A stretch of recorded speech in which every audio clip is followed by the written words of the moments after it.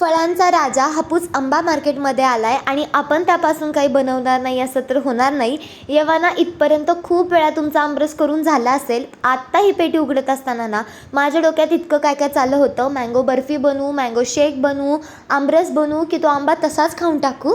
पण चला, आज आपण ह्यापासून एक इन्स्टंट रेसिपी बघणार आहोत. कोकोनट मँगो बर्फी, जी की बनवायला खूप जास्त सोपी आहे. एकदम फ्रेश मँगो बर्फी बनवायची कशी, चला बघूयात. इथे सगळ्यात आधी तर साखर आणि वेलदोडे मी त्या मँगोमध्ये टाकले आणि त्याची एक प्युरी बनवून घेतली. आणि इथे दुसऱ्या साईडला नारळसुद्धा फोडून घेतलं होतं. आता मला एक सांगा, लहानपणी कोणी कोणी असं केलं आहे, मंदिरात जेव्हा जायचो ना तेव्हा प्रसाद म्हणून खोबरं आणि त्यावरती साखर द्यायचे.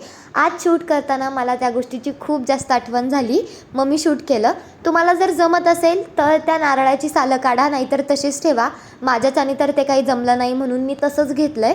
आणि खूप बारीक असं खोबऱ्याचं किस करायचं. तुम्ही खिसूनसुद्धा घेऊ शकता नारळ, काहीच हरकत नाही आहे. सगळ्यात आधी तर 5 मिनटं आपल्याला नारळ तसाच परतून घ्यायचा आहे, म्हणजे ते खोबरं, म्हणजे की त्याचा आहे ना थोडासा कच्चापणा निघून जाईल. त्यानंतर त्याच्यामध्ये मँगो पल्प टाकायचं आहे.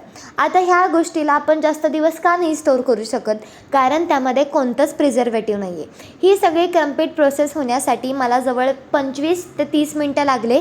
खोबरं परतून, पल्प परतून, पूर्ण कढी त्याला सोडून द्यायचं. असं व्हायला लागलं की त्यामध्ये 2 चमचे मिल्क पावडर टाकायची आणि ज्या ताटामध्ये तुम्हाला ती थापून घ्यायची आहे त्याला आधी तूप लावून घ्यायचं. खूप चटके बसत होते, पण तरी हाताला मी तूप लावून ते केलं. वरून ड्रायफ्रूट्स भुरभुरायचे, जे की कम्प्लिटली ऑप्शनल आहेत, पण मला आवडतात म्हणून मी केलं. 8 तास तसंच पूर्ण गार होऊन द्यायचं त्याला आणि सर्व करायचं. एका इन्स्टंट काहीतरी गोडधोड खाण्यासाठी तुम्ही ही मँगो बर्फी नक्की ट्राय करू शकता. मला तर खूप जास्त आवडली आहे. आय होप तुम्हालासुद्धा आवडेल. भेटूयात अशाच नेक्स्ट रेसिपीमध्ये.